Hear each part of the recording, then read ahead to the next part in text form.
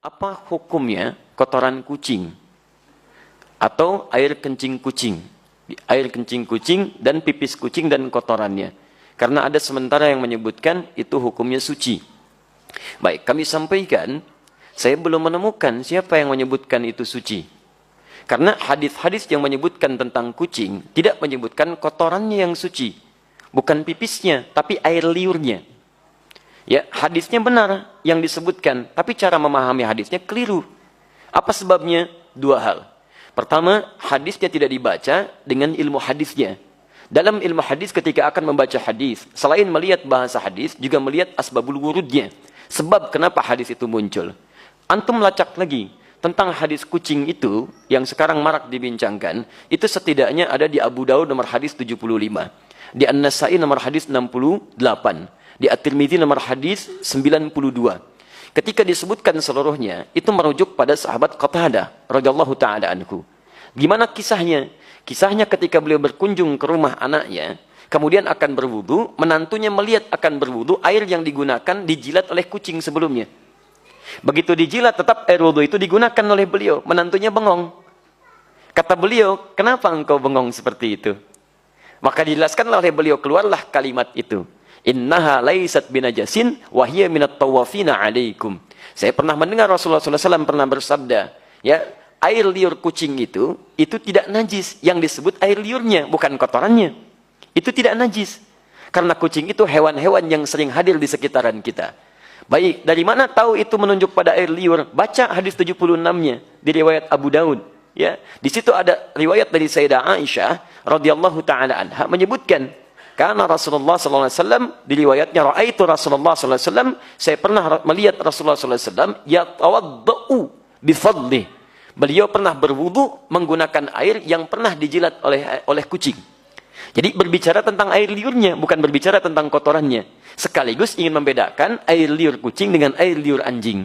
Kalau air liur kucing menjilat bijana atau menyentuh bijana, maka tidak perlu dibasuh karena suci nilainya. Boleh antum gunakan airnya.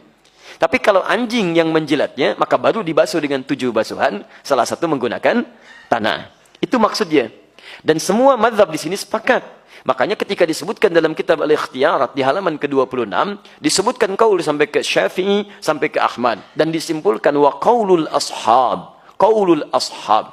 Dan pendapat para sahabat terkait dengan masalah ini, maksudnya para sahabat mazhab dari Asy-Syafi'i, dari Ahmad, mereka menyimpulkan. Lihat kalimatnya, wa qaulul ashabi.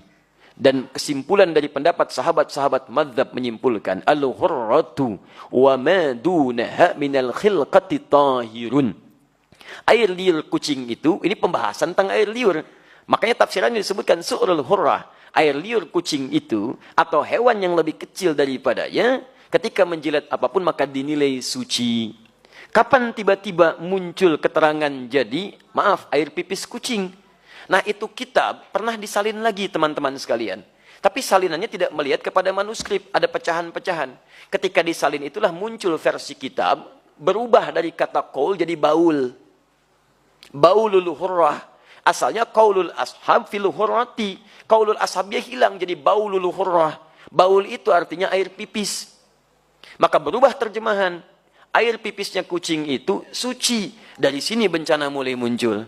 Nah, di teman-teman sekalian itu asalnya bersumber dari kitab yang dibaca salah salin. Dan tidak merujuk kepada manuskripnya.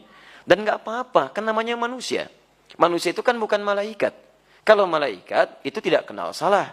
Lawannya setan. Setan tidak kenal benar. Malaikat disebutkan 88 kali di Quran. Setan 88 kali di Quran. Ya, saya bukan malaikat. Jadi kalau saya salah, wajar. Artinya saya manusia. Antum bukan setan. Ya, jadi kalau antum maaf, ya ada pernah berbuat salah, wajar. Karena setan tidak pernah kenal benar. Di teman-teman sekalian, kalau ada orang berbuat khilaf, jangan diungkap khilafnya. Cukup kemudian kita koreksi dengan cara yang baik dan tidak perlu kemudian dibesar-besarkan sehingga menjadi aib. Kadang-kadang kebenaran dan kebaikannya lebih banyak dibandingkan dengan kekurangannya. Di situ kita bisa bersikap kata Al-Quran, surah ke-5 ayat ke-8, paling kanan di pertengahan. Ingat baik-baik. Jangan sampai rasa tidak suka kita pada seseorang atau suatu kaum membuat kita berlaku tidak adil. Wala yajrimannakum syana'anu qaumin ala alla ta'dilu. I'dilu huwa aqrabu littaqwa. Jadi kalau antum tidak suka pada seseorang, jangan sampai bersikap tidak adil. Pasti orang itu punya kebaikannya. Karena antipati nanti kebaikannya semua ditinggalkan. Itu tidak baik. Jelas ya?